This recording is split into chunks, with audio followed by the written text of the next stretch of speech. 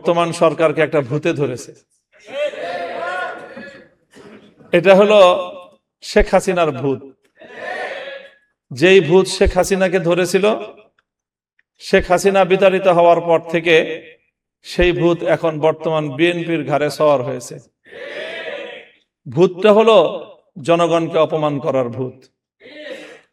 শেখ হাসিনার 15 বছরের শাসনামলকে যদি খুব সংক্ষেপে বর্ণনা করা হয়, তাহলে সেটা ছিল এদেশের জনগণকে নিয়ে উপহাস করা, জনগণকে যখন তখন যেভাবে ইচ্ছা সেভাবে অপমান করা। শেখ হাসিনা বাংলাদেশের মানুষকে শুনিয়েছিল নতুন এক গণতন্ত্রের সংজ্ঞা, উন্নয়নের গণতন্ত্র।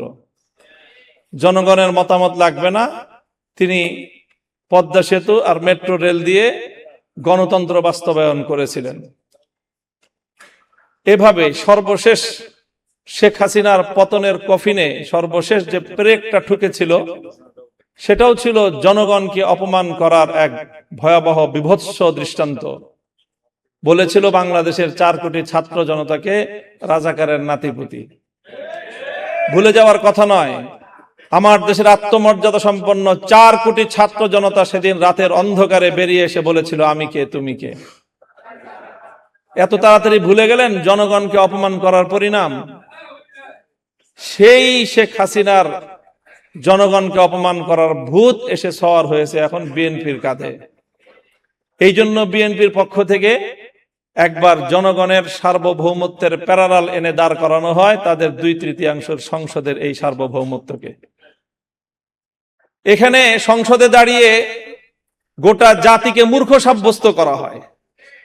বলেন নাই উনি যে এদেশের জনগণ তারা যে গণভোটে ভোট দিয়েছে, না বুঝে ভোট দিয়েছে। গোটা দেশের জনগণকে মূর্খ সাব্যস্ত করেন, এরপরে উনি মাস্টার সাজেন এই মূর্খ জনগণকে বোঝানোর জন্য।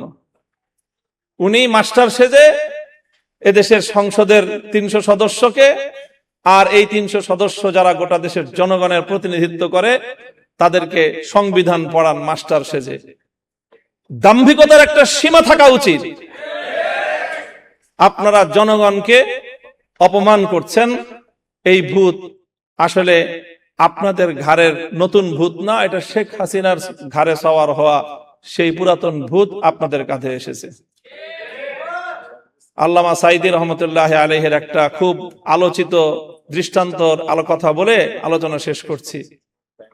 ওই যে একটা আপনার বন্টনের গল্প শুনিয়েছিলেন না, যে সিংহ, গাধা আর শ্রীগাল মিলে একটা শিকার করেছে।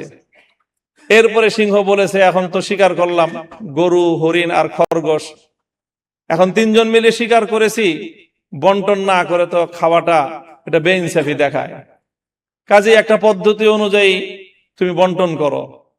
গাধাকে বন্টন করতে দিল, গাধা বন্টন করলো, আপনি বড়, আপনি গরুটা খান, আমি মাঝারো, আমি হরিণটা খাই, আর ওই পাতি শিয়াল ও ছোট ও খরগোশটা খাক। তো সিংহ এক চর মেরেছিল, এক চরে তার ঘাড় উপরে পড়ে গিয়েছিল। এরপরে বলল যে শ্রীগালকে বলল, তুই ভাগ কর। না মহারাজ, কি ভাগ করব?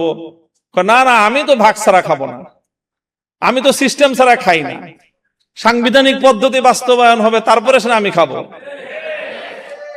শ্রীগাল বলল যে আপনি গরুটা দিয়ে সকালবেলায় আপনি ব্রেকফাস্ট করবেন, হরিণটা দিয়ে ডিনার করবেন, লাঞ্চ করবেন, আর খরগোশটা দিয়ে আপনি ডিনার করবেন। জিজ্ঞাসা করলো, এত সুন্দর বন্টন তোরে শিখাইছে কে? তো শ্রীগাল বলে, ওই যে একটু আগে যে গাধার পরিণাম আমাকে এই উত্তম বন্টন শিক্ষা দিয়েছে। হাসিনার ভূত যার কাঁধে ভর করেছে তাদেরকে বলতে চাই, হাসিনাকে অনেক মানুষ বলতো যে খুব রাজনীতি বুঝে। আমি তখনই বলতাম যে হাসিনার মতো বেকুব রাজনীতিবিদ বাংলাদেশে দ্বিতীয় কেউ জন্ম নেয় না। 70 বছরের আওয়ামী লীগকে বাংলাদেশ থেকে ধ্বংস করে দিয়ে গিয়েছে শেখ হাসিনা। শেখ হাসিনা গাধার মতো ভূমিকা পালন করতে গিয়ে সীমান্তের অপর প্রান্তে গিয়ে পড়েছে।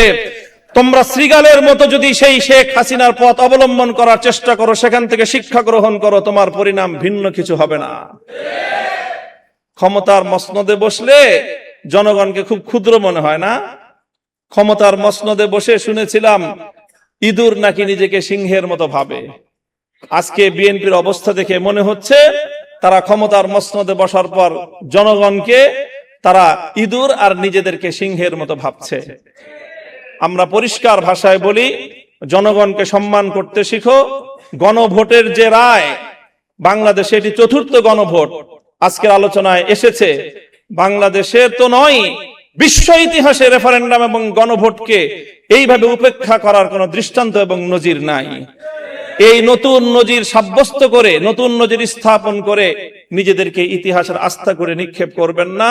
শহীদ জিয়াউর রহমান, বেগম খালেদা জিয়ার, বিএনপির প্রতি আমাদের এটা সর্বশেষ শুভকামনা। এরপরও যদি আমাদের আর কিছু বলতে হয়, আন্দোলনের মাঠে কথা হবে, রাজপথে আমরা তোমাদেরকে মোকাবেলা করব ইনশাআল্লাহ। আপনাদের সকলকে অসংখ্য ধন্যবাদ। এবং 11 দলীয় ঐক্য যে অব্যাহত এই গণভোটের রায় কার্যকর করার জন্য যা যা করতে হয় তাই করবে ইনশাআল্লাহ। 11 দলীয় ঐক্যের শরিক দল বাংলাদেশ খেলাফত মজলিস ইতিমধ্যে আগামী 24শে এপ্রিল সোহরাওয়ার্দী উদ্যানে গণসমাবেশের ডাক দিয়েছে। এভাবে পর্যায়ক্রমে আমরা ইনশাআল্লাহ এই গণভোটের রায় কার্যকর করেই ঘরে ফিরব। সকলকে সেই আন্দোলনের পথে থাকার উদাত্ত আহ্বান জানিয়ে বক্তব্য শেষ করছি। আসসালামু আলাইকুম ওয়া রাহমাতুল্লাহ।